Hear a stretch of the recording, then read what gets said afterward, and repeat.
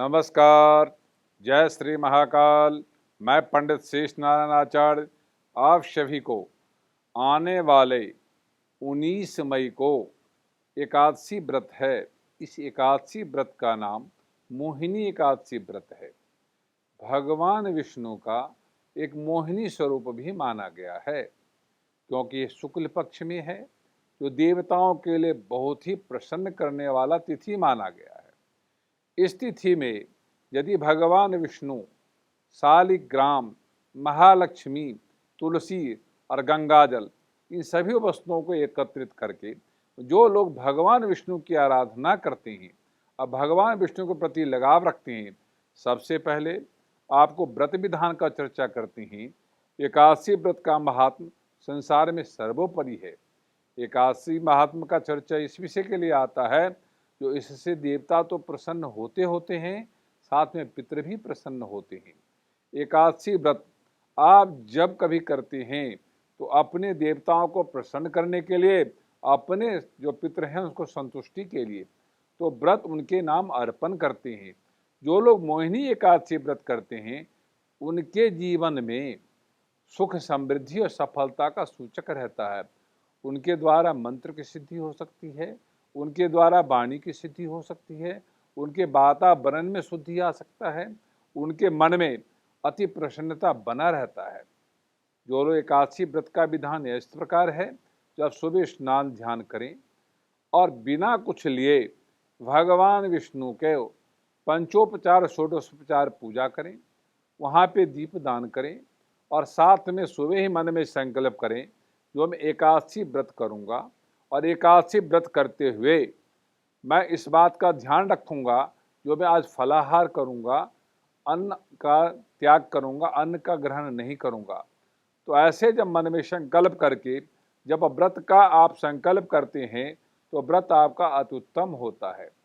जब व्रत का संकल्प करते हुए आप अपने देव पितरों के नाम एक जल छोड़ते हैं, तो इस व्रत का जो भी पुण्य है वो हमें प्राप्त तो हुई, साथ में हम देवताओं को ये व्रत अर्पण करते हैं और उनके प्रति हम श्रद्धा व्यक्त करते हैं और उनसे पुण्य की प्राप्ति करते हैं। और उससे जो बचा हुआ भाग है हम अपने पितरों को भी संतुष्ट करने के लिए वो तिथि का जो व्रत है उसको भी अर्पण करते हैं।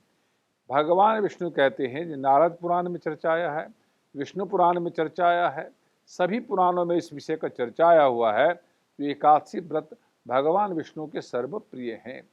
जो लोग एकादशी व्रत करते हैं तो सुबह से शाम तक 11 माला नमो भगवते वासुदेवाय नमः और भगवान नमो भगवते वासुदेवाय नमः का मंत्र का जाप करना चाहिए।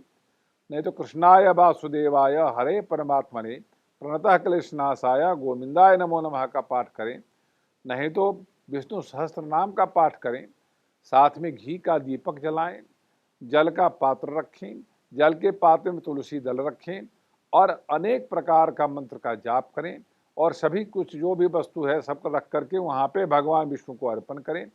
और जब फलाहार करने से पहले आप भगवान विष्णु को भोग लगाएं, साथ में तुलसी पत्ता डालें और उसके बाद उस प्रसाद को ग्रहण करें और अपने व्रत को व्रत विधान पूर्वक करें। अगले दिन जब एकादशी की समाप्ति हो जाती, द्वादशी की शुरुआत होती है, तो इस व्रत को समाप्त करने के लिए गंगा जल और तुलसी सबसे पहले ग्रहण करें और ब्राह्मण के निमित्त या किसी धर्म जो किसी भी जीव के लिए कुछ ना कुछ आप निकाल के बाहर रखें और साथ में उनको हाथ जोड़ दें। इस व्रत के विधान में जो हमने नहीं भोजन लिया, हम किसी जीव जंतु या ब्राह्मण, गाय देवता ब्राह्मण किसी को भी हमने अर्पण किया और इस व्रत को हमने समाप्ति की और फिर हमने अन्न ग्रहण किया। जो लोग ऐसे विधि पूर्वक श्वेत वर्ण धारण करके, श्वेत वस्त्र धारण करके, पीले वस्त्र धारण करके, नीले वस्त्र धारण करके यदि आप इसको पूजा करते हैं तो सर्वोपरि सर्व पुण्यवान माना गया है। जो लोग एकादशी वाले दिन सुबह से लेकर के शाम तक 5 बार दीपक दान करते हैं उनके लिए महत्वदायी है। कहते 5 बार मिट्टी के दिए में घी के दीपक का दान करना चाहिए। साथ ही आप तुलसी दल का सबसे ज़्यादा आपको प्रयोग करना चाहिए। भगवान शालिग्राम पे आपका पीला चंदन का लेप लगा करके अपने मस्तक पे भी उस चंदन को लेप लगाना चाहिए और आप भगवान विष्णु को स्नान करा के, शालिग्राम को स्नान करा के उस चरणामृत को लेना चाहिए, जिससे आपका मन का शुद्धि होगा, आत्मा का शुद्धि होगा, आपका वातावरण पवित्र होगा। जो लोग ऐसा करते हैं उनके व्रत का सर्वोपरि फल मिलता है। ऐसा इस प्रकार का व्रत करने से आपका जीवन सफल होता है, आपके जीवन में सफलताओं का झड़ी लग जाती है। ये वीडियो यदि अच्छा लगा हो तो लाइक करना, सब्सक्राइब करना, शेयर करना ना भूलें। ओम शांति।